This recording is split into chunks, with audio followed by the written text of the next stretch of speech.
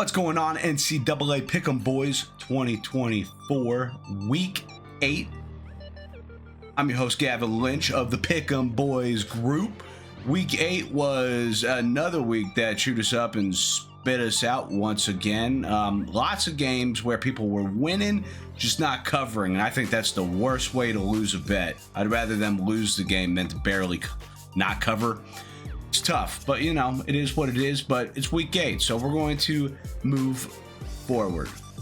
Anyways, picks are due Saturday, October 19th at 11 a.m. Central, and the first game is Thursday, October 17th at 6 p.m. It's always like 6:30, so you know, get it in around then. Anyways, let's go over a couple of the week 7 standings. Not many people went positive, but we had Matthew and Brandon go 4-1. Congratulations to them, and a few stragglers. I think 5 people going 3-2. So, you know, good for y'all. Staying positive is the move.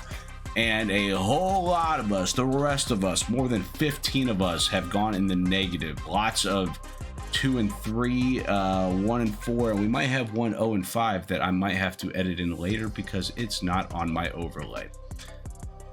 Oops. Anyways, overall standings, we got 5 people in contention. Zach back at the top, 23-12.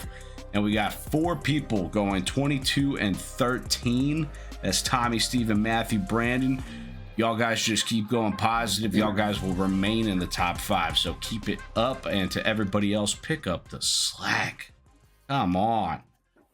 And before I introduce the boys, we're just going to go over a couple of games that blew up everybody's spot over the weekend.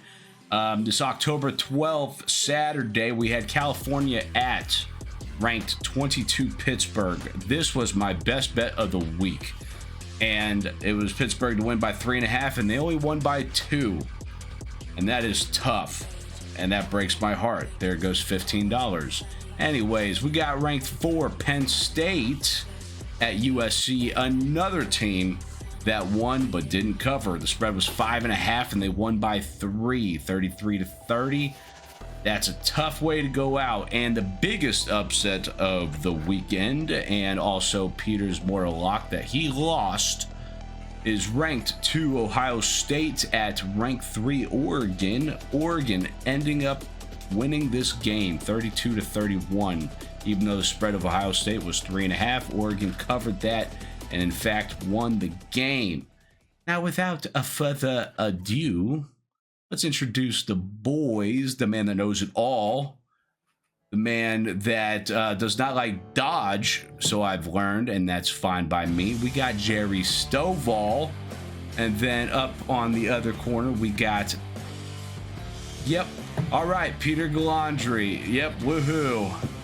Did I really not pick Oregon State? Or I thought I picked Oregon. Did I really pick Ohio State? You picked Ohio State. I checked it. I verified it. That's a shame. I verified the mortal locks. Sorry. I mean, in your defense, Oregon is a bunch of cheaters, so. That's true. And Jerry and I are both 5-2 right now in our mortal locks, and you, Peter, are 3-4. It's tough. Hey, working on it. You only get, it's only one pick a week. It's all you gotta do is one confident one. Although we are picking games that maybe we wouldn't gamble on, but you know, nonetheless, it's your job. That's the thing. I do pick the risky games and I enjoy it. It's half the fun. Anybody got any thoughts on week 7? Conveniently left out mentioning my my Tigers against Ole Miss. Kind of upset about that. It's because I picked the 3 games that people have picked the most of. And if you look at the past picks, you just see Penn State. A whole line of people had Penn State. True. Oh, and that gets me going. Butters my biscuits. I love it. Yeah, I mean, it was just like week 6. Week 7 was fantastic for college football. I'm shocked how many people did pick Penn State with that one, but yeah, no, I mean, this is why you play the games. You just don't rely on paper thinking that it's going to be an automatic win just because on paper this says that it is. This is college football at its best right here. Yeah, I think the one thing I was really shocked with was how vulnerable Alabama looks. Like, let's be honest, South Carolina, they lost that game, and like they really did everything they could to lose that game. And I think that's the Yeah. thing that like absolutely shocked me was not that I expect Alabama to be just a juggernaut, but I didn't expect them to struggle like week after week after week after beating Georgia. Don't sound like you're in pain or sad about this. This is a good thing. Alabama Oh, needs to yeah. crash and burn and get on everyone else's level that we have been at for decades under Nick Saban. Screw Alabama. It's unfortunate that USC shot themselves in the foot with 4 turnovers for the game, which they deserve to lose. That wasn't an Alabama win. That was a South Carolina loss. And I'm praying that Tennessee gets their act together and just whoops Alabama this week. Yeah. Well, let's get into a couple of games. We're going to start off with Jer Bear. This is a rivalry, I presume. I'll pay attention to them Michigan folk up there. But we got Central. I think it is. I would assume so. It is. I mean, anyways, Central Michigan at Eastern Michigan. Eastern Michigan at home projected to win by 2.5. Jerry, your thoughts? Yeah, so this one is just a sexy game if you're looking just by the spread alone. So Eastern Michigan against the spread is 5-1. Central Michigan is 2-3. Overall record, I mean, it's not much different. Eastern Michigan's 4-2. They are at home. Apparently, it's homecoming as well for Eastern Michigan, and Central Michigan is 3-3. Isn't that a high school thing? Homecoming? You see it at random colleges. Specifically, you see that with A&M every single game. A&M. So let's pump the brakes on badmouth and Eastern Michigan for homecoming. Which yes, every program has a homecoming game. You're just not paying attention to it. But Eastern Michigan is great against the spread. They are at home. It's supposedly a rivalry game, which I can't find the name of this rivalry if there is one. But with a spread of 3.5, I like Eastern Michigan. Gimme. I like Eastern Michigan as well, only for the sole purpose that they have been a great covering team. Both teams coming off of a loss, I believe. But I think it's an opportunity for one or another to prove themselves. And Eastern Michigan in some, I would say, letdown spots in their season, they have pulled through and especially have covered. Now, Central Michigan loves to cover this game, just based on history, but I do think Eastern Michigan this year specifically should have no problem covering an easy 3.5. Yep, give me Central Michigan. I live pretty dang close to Central Michigan. Love it over there. Great people. So be rooting for them. Eastern Michigan can kiss my nuts. You pick games like my wife picks games. Ooh, I like that color more. Oh, I think I went to that college at one point in time during a road trip. Let's choose that one. Yeah, I mean, do you have anything to back that up other than you live there? Honestly, no. Absolutely no. I was gonna say I don't know much either. Like, yeah, the thing is, too, is like neither of these schools are even the top. Like, because you have Michigan, but then you have like Michigan State, and they're not even like the upper ranked, like good rivalries compared to some other ones. But I still just like Central Michigan more.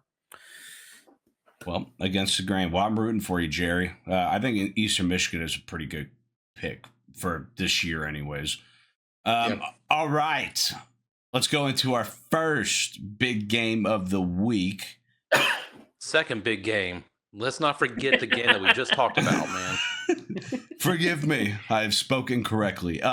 The first biggest game of the week. No, I said that correctly. Ranked number 7, Alabama at a ranked 11, Tennessee. Alabama to win by 2.5. Now, I know that there's a lot of people that have doubts in Alabama right now, but I have more doubts in Tennessee. And I know they're playing at home, which is a great opportunity for them to do something dope. Um, I just don't think, for some reason, that Alabama will lose steam on a game like this. When they're playing what the rankings deem a good team, they normally win or keep it tight. And when they're playing like teams that they shouldn't be winning, or I mean, they should be blowing out and winning by large margins, they're keeping extremely tight. So it's like vice versa. So I think Alabama will win this game, like they have in these tough spots like this. And by a field goal, that seems light to me. So I'm taking Alabama. Now, I'm sure you guys are going to go against the grain on that, but that's just, Jerry. Yeah, first, you're wrong. Second, what worries do you have or doubts for Tennessee that you have? Losing to Arkansas, them barely beating Florida, although Florida they're gaining steam again, so I'll give them credit where credit's due. But Alabama, I mean, if you look at their track record, teams that they should lost be blowing. To Vandy. Exactly. Vanderbilt. That's what I'm saying. Is that teams that they're supposed to play tight, they're winning. Vanderbilt. Yes, and teams that they're not supposed to play tight and blow them out are super tight. Vanderbilt. Exactly. They still almost lost to Georgia. Like, they had a lead and they blew that lead. Nah, Georgia's the exception. Oh my! You're just flat out wrong. Every statistical category, like on offense and defense, if you just look at it at a macro level, it all favors Tennessee. Tennessee's offense against Alabama's defense. Tennessee's defense against Alabama's offense. Whatever. Everything is in Tennessee's favor. Like, the only thing that could be in Alabama's favor in this game is the injuries, which, according to covers, there has not been any reported injuries in the month of October. This is going to be ever since the Vanderbilt loss, they have been just barely staying afloat. Like, you see that picture of that kid basically drowning next to their mom where they're playing with someone else that's fun?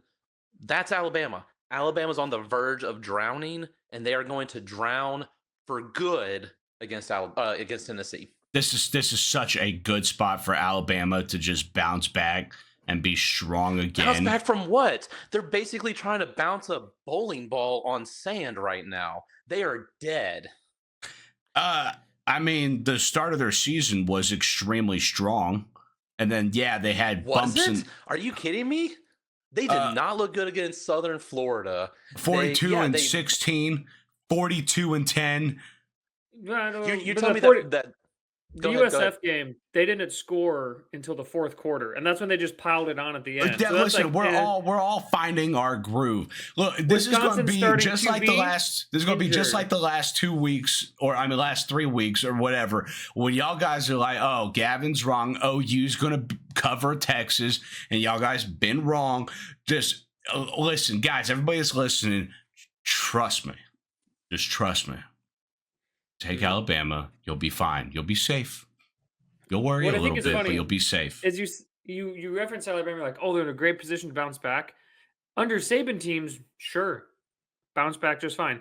The only thing that this team has shown us is that they are scrambling to try and not buckle under the pressure, because this coach, his seat's already on fire. Like, I've already seen so many memes and things on Twitter of get him out.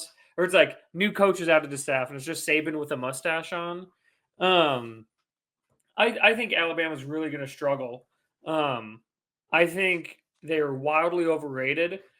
They're technically the number 7 team. I really think they should be 13th or 14th with how they're playing. And Tennessee, same thing. I don't think they should be 11.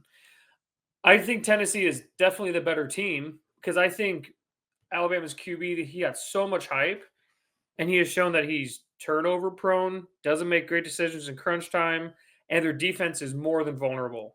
So I think Tennessee comes in, and as long as their offense is in sync, I think this is another 2-score game. Last time I said that, A&M beat the shit out of Mizzou. Which, Gavin, I do remember you saying Trust me, everyone. Trust me. So come join the I mean, grain. Join the grain, folks. Don't join Gavin. Going I against mean, him. to back up what Peter was saying, the last time that they played a quarterback that's similar to Tennessee's quarterback was Vanderbilt. The guy can run, the guy can throw. Alabama's defense cannot handle a dual threat quarterback. Trust me, guys. You're an idiot. I stand firm. Am I going to put this in my pick'em group? Absolutely not. Oh no, no, no, no, no! If you're I'm gonna talk all, us, put him in the pick'em. Put him in the oh pick'em. yeah, No, with all no. this trust, this is pick number one for you. No. Listen, tomorrow is betting research day. I dedicate hours to it. So I just have done research on this game and this game only. So I don't even know what else to pick. So what I'm hearing Alabama. is tomorrow is when you sit there and look at it and go, "Wow, Peter and Jerry were right. Bama's about to get No. shit on." I've researched this game and I am going to gamble on Alabama. Then put them on in your 5. Yeah. No, I'll put Actually, my money you should on actually gamble. You should actually gamble. I am put it going to in the gamble pick'em. it. Put it in the pick'em. But No. yeah, send a screenshot. I want to see an actual bet for Alabama to cover the spread. Okay. Put actual money on it. I want to see it. That's no problem. I will screenshot it and put them in the group tomorrow. Minimum 10 grand. Ooh.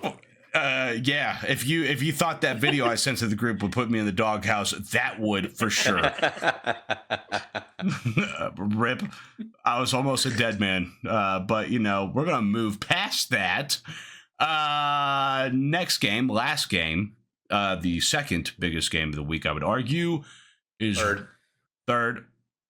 Shout out the Michigans. Thank you. Ranked 5, Georgia at ranked 1, Texas. The spread only being 3.5. Peter, what's your take? Yeah, I'm actually surprised that the spread is only 3.5, mainly because Georgia's very hit or miss team. Like they're ranked number 5, but there's sometimes they show up and they look like they're like 20, and then other times they are like a quarter or two where they do look like a top 5 team. Now, overall, my pick is going to be Georgia to cover, not necessarily to win, to cover. Ow! Sorry. The only thing that God, it just hit my knee. Ow! What? You were saying? Go ahead. I'm good. What makes me question, which makes me think Georgia can cover, isn't their offense; it's their defense. I think it's going to be a defensive front that's going to put pressure on the QB, not enough to like I said, win the game, but I think slow it down enough and give their offense a chance to keep it within 5 points. Because I also think too is if Georgia by some chance, even though their QB, in my opinion, sucks nuts, is if for some reason they can just go neck and neck, I think Texas will end up just playing for a field goal at the end or something like that.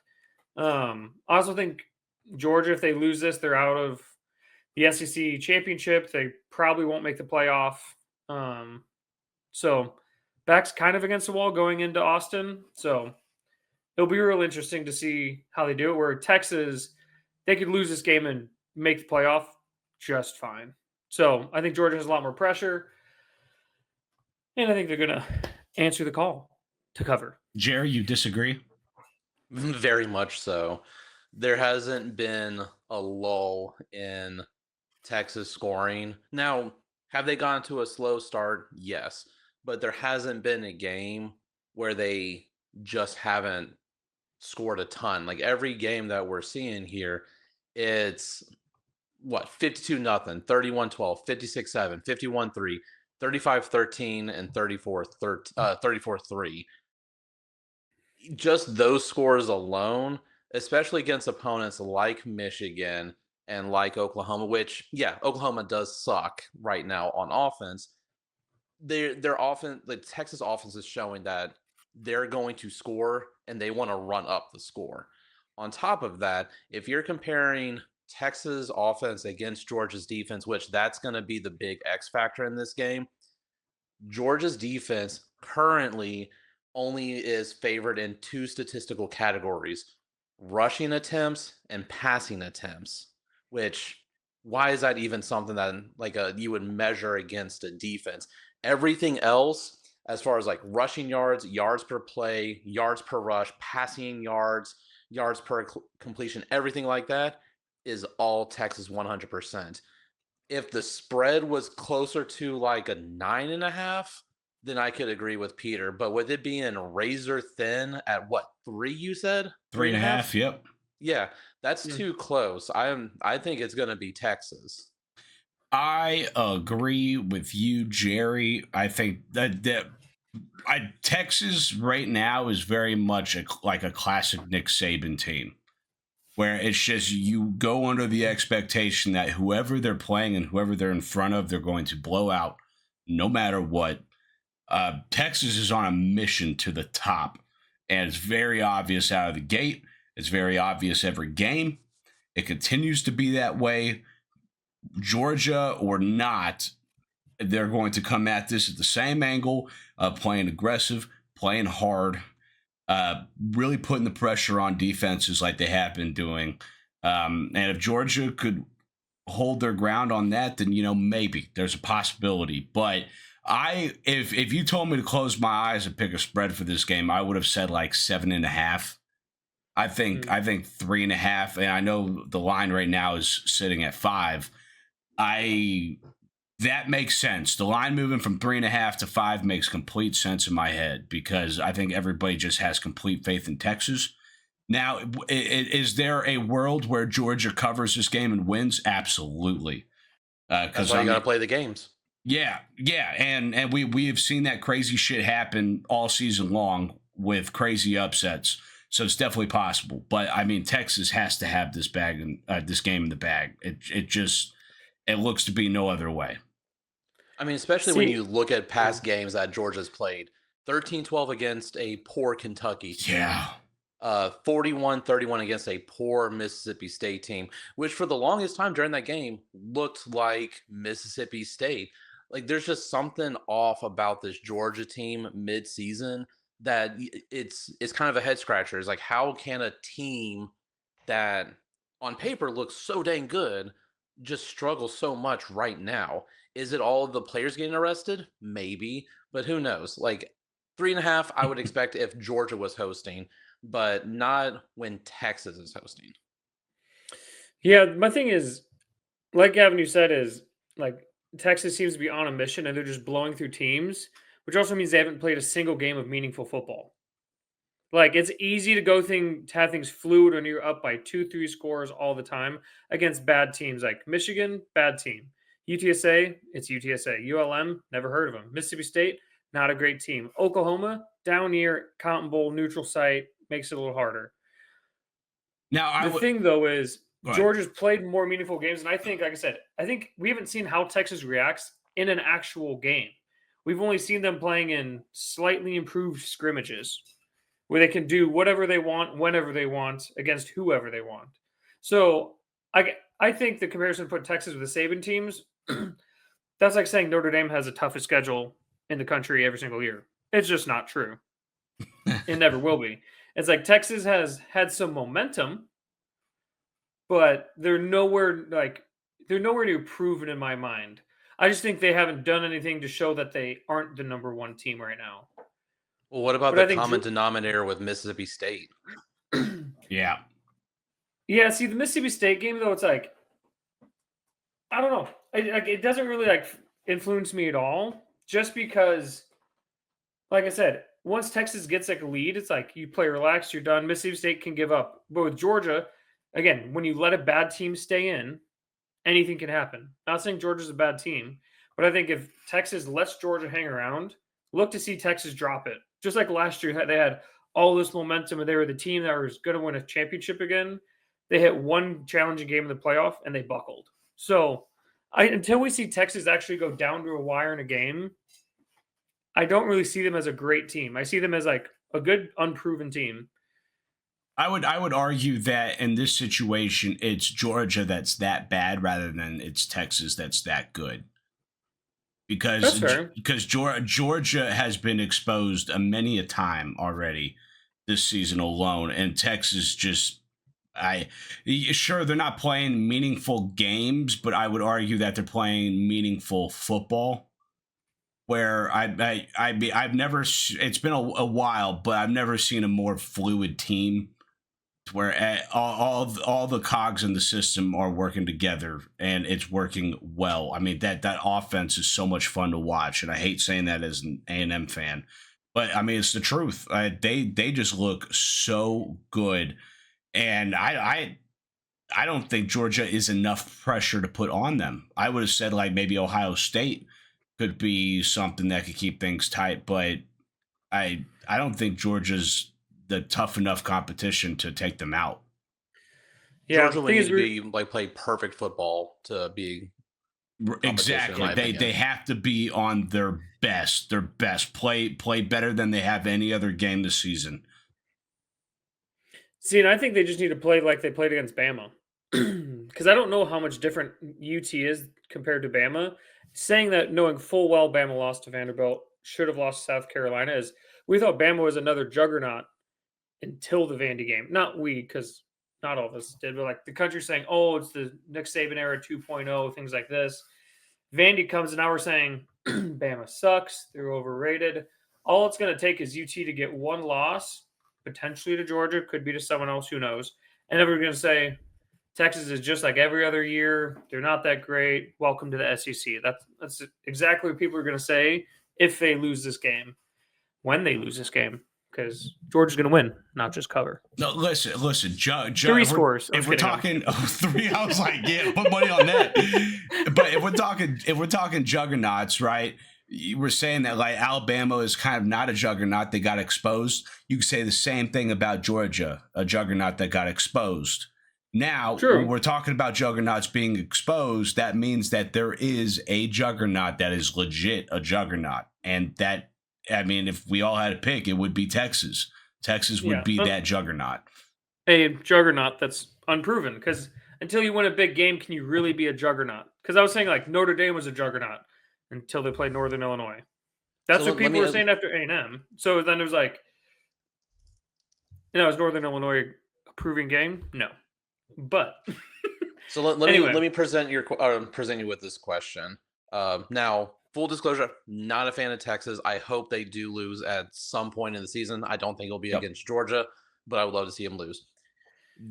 The argument that I agree with Gavin is like, yeah, they may not have played any meaningful opponent except for like Michigan, but the fact that they are not playing down to the level of the opponents and that they are blowing them out like the way that they're supposed to is where you have the confidence in them. And this has given me like memories of like the 2019 LSU team. Now, granted, they're not going to be anywhere close to being as great as they are, but a lot of people were on that edge where it's like, okay, they played Texas in game 2 of that season, and it was a close game, like you saw in like you can kind of categorize it as like the Texas Michigan game this year.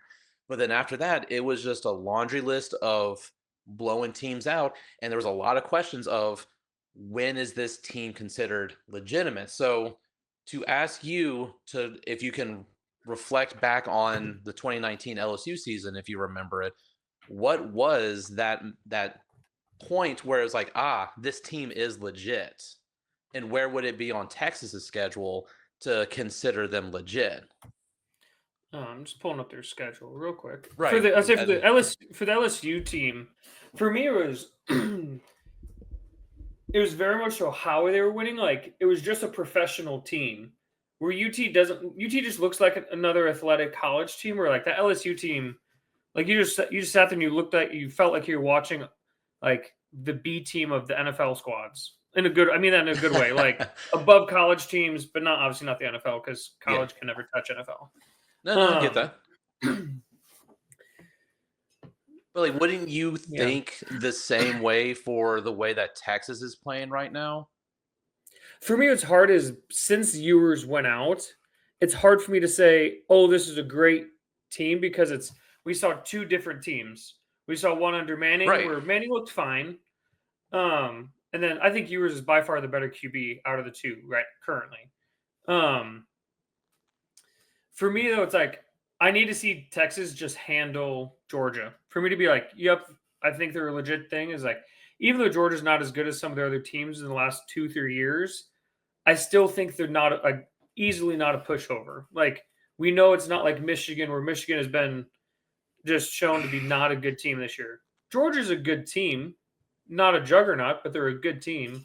So then it's like, if Texas can get past them easily, I'd be like, I think they're the favorite to win the whole thing, the whole championship, because their next game is Vandy, a surging Florida team, but That's then a tough one. Arkansas. Yeah. Can y'all imagine Vanderbilt beating two #1 teams in the regular season? That would be amazing. That would have to be a record. And being unranked too. The best thing is Texas plays at Vandy too, so it'd be two home field wins. It's doable. That would be the craziest thing I would have ever seen in college football by far. The city of Nashville would most likely burn, just spontaneously combust. That's insane. Yeah. But I mean, for me, to kind of support your argument, Peter, it did take essentially all the way to week 6 for LSU against Florida, the homecoming game, mind you, Gavin, that was the game that was like, people were like, this is where they're considered legitimate. Maybe this Georgia game is the one where Texas is considered legitimate. Or it can expose them as not necessarily a fraud, but they're just like everyone else this season, There's nothing that sets them apart. Because I think after this Georgia game, I think it's a pretty easy road. Like Arkansas, I don't know. Arkansas is a weird team. I don't think they're good, but I don't think they're bad. They're just like middle of the road. Yeah. And then it's like they really don't have a real game until A&M at the end of the season. And then at that point, if they would have won out SEC championship after that. So I don't know. I think we'll learn a lot about Texas and Georgia because, like I said, if Georgia loses this, I don't see a way they get in to the playoff. If Texas loses this one, you don't think they're in? No, vice versa. Oh, Georgia. Okay, I'm sorry. I can agree with that. Yeah, I think as soon as you hit 2 losses, I think you're done with the playoff. That will probably end up being the case, I would think. Yeah. There would have to be a lot of extra teams to drop out. Like Indiana, I think a 1-loss Indiana gets jumped over by like a 2-loss Georgia. Yeah. I would agree with that. So just to confirm, you're choosing Georgia. Yep, Georgia. It looks like we're agreeing to disagree. But yeah, I do agree with you. We're gonna learn a lot this game. I'm looking forward to watching it. Does anybody have any last thoughts? We desperately need Texas to win this game so that Vandy has the opportunity to take down 2 #1 teams. Yeah, now that we've established that, I am rooting for Texas to make that happen. We also need to keep an eye on. We need to keep an eye on Army and Navy because of that whole debacle that we're talking about. So, because they're both ranked now currently, so it's like I just can't imagine the amount of that'd be so confusing at the end of the season. Be like, what the hell is going on? That'd be so great. I would love it so much. Just the utter chaos. Yeah. And then North Dakota State versus South Dakota State. What's that rivalry? The battle for the marker. State. The marker. That's it. Yeah, it's like the state marker or whatever. Which, if you didn't know, folks, the state marker, they have these little concrete pillars along the whole northern border of South Dakota and North Dakota, every mile, I believe. So they literally took one, and that's the trophy. So whoever wins it gets to take it back to their school for the year. Interesting. Fantastic game. I think it's like legit #1 versus #2 again this year. Yep, it is. It's a shame that they didn't put like a line on that one or a spread on that one. That one needed to be picked. Yeah, I'm actually surprised they didn't. It's gonna be. I'm gonna make one now. Fargo. So it's in the Fargo Dome. Yep. All right. South Dakota State -3.5. Who y'all got? I got the No, Bison. no. Let's do 5. I feel like South Dakota State's been on a tear offensively. South Dakota State -5. I would take South Dakota. Oh, go Bison. It's a tough one. Fun fact. I think South Dakota State would win, but North Dakota State would cover the spread. Oh, So fun fact of this little rivalry, which I've made fun of so many people for up there, is so NDSU, their symbol is horns up, just like UT, like literally nothing different. And so then SDSU, they're always like saw them off, and the same penalties that like UT would bitch about and complain because they couldn't handle any trash talk. NDSU was saying the same thing, and like the same penalties were going on. So then when UT lost it, NDSU lost the ability to get their penalties called on it. Oh, I mean, rightfully so. That was such a stupid penalty. Yeah.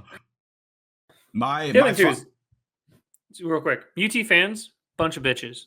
They're all fake. No one goes to the school. Yeah, and they're like UT. Anyway. That's what they call Alabama's 80%. 80% of Alabama fans never went to the school.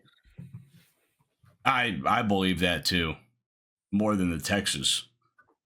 Gotta be a lot of them. My final thought would be Mississippi. What are you choosing on North Dakota State versus South Dakota State? South Dakota. That's an extra little bet that we're having this week. South Dakota. At -5? Yeah. I would take that. I would take that line up to 7. Ooh. But I mean, you gave me the option for 5, so I'm taking 5. Yeah. I think 5 is being generous for a number 1 versus number 2 in the nation. That's fair. My final thought is that Mississippi State is going to cover the A&M game, no problem, because for some odd reason, no matter how good or how bad Texas A&M is, Mississippi State always keeps this game close for no reason. They're a garbage team. They're worthless. Nobody likes talking about them. But every time we play them, it is so tight for no reason. And they had their head coach die like 2 years ago. It's still too soon. They still cover, dead or not, alive or not. I feel like every A&M fan says, like, for regardless of the opponents, like they say the exact same lines. It doesn't matter how bad they are. They always play the Aggies tough. Man, the Aggies just need to do better. Just play better football. And I agree. And I don't say that about every team that A&M plays, but Mississippi State specifically, they always play that game tight. I have no idea why. No idea. I've looked at these past games, and there's no argument to support how it's even possible, but it just happens. And the last game was 51-10 A&M. Yes, yeah, but I think it's gonna be over a 3-score, almost a 4-score win. Wow. Yeah, you can say what you will, but Mississippi State still covers. I don't know why. You're right. Like the 51-10, that was like an anomaly of a year. But like if you look at the past, they just love to cover this game, and I don't know why. I don't. Yeah. That's my final thought. Anybody else? No. Great. Nope. That's it. Lovely. All right. Well, that was a good episode, boys. Thank you for indulging me in some football americano. Once again, guys, picks are due Saturday, October 19th at 11 a.m. And the first game is Thursday, October 17th at 6 p.m. This is week 8. Been a great episode. It's going to be a good week. Let's have a week. And once again, happy picking.